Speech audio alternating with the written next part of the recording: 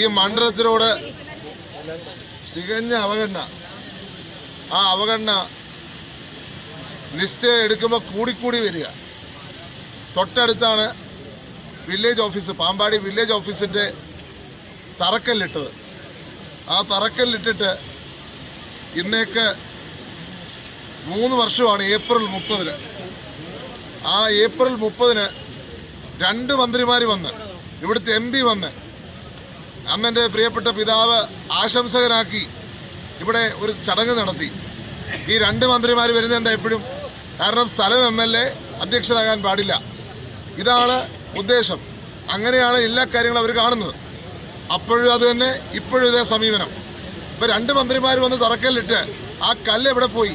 കല്ല് കാണാതെ പോയി. അവസാനം കഴിഞ്ഞ വർഷം കണ്ടുപിടിച്ചു. ഞാനത് അസംബ്ലി ചൂണ്ടിക്കാണിച്ചു, മന്ത്രിയോട് പറഞ്ഞു, വ്യക്തിപരമായി പറഞ്ഞു. അസംബ്ലി